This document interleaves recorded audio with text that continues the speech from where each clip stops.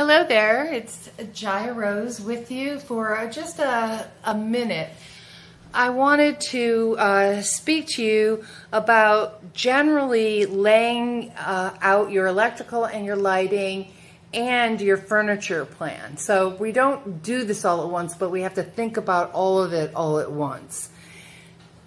The first thing I do once I have my floor plan and the walls defined, the bathroom spaces defined, I will go in and I will find the center lines of all my rooms. I find the center line of this hallway space.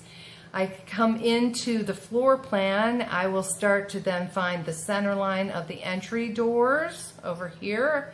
There's a center line through this door. You don't see it, but that's the center. I made a center line in the room, which I consider this entry to have this space. So I found the center line here. I took the center line from the hallway and extended it across into the larger common area. I might want some lights in the hallway, and then maybe I want them to continue. The one thing you want to be sure to do is lay out any recessed lighting that you might put in into a grid, and try to align your fixtures with the architectural elements of the house, either windows or doors. Use them as reference points and find center lines, and then you can think about how you might want to light this kitchen. Here I have a center line over the kitchen island.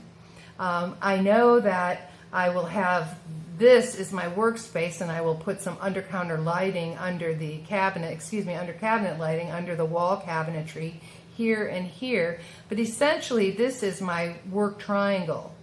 So I can use these four corners if I wanted. This is the center line between the island and the wall. So I start to block out what ends up being a very grid-like form, and it helps me place lighting and wall, ceiling outlets or J-boxes or what was that?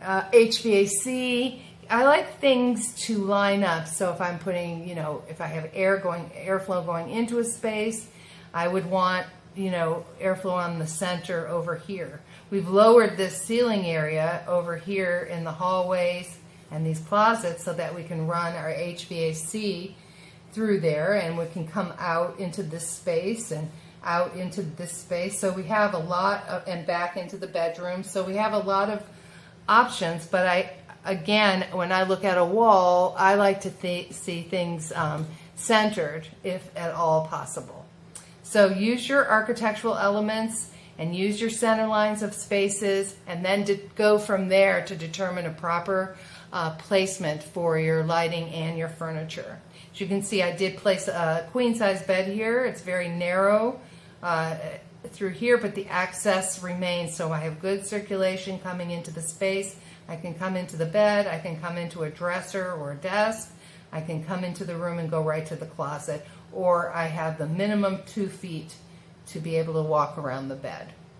So these are all the things that I'm thinking about. I'm thinking about the bed when I'm placing my electrical and my lighting, because I want a future someone, whoever that is, to have options in the space, to put a bed where they'd like it, and to have lighting that will light up the entire space. Okay, that's all. That's all I wanted to say. Thank you for listening. Bye-bye.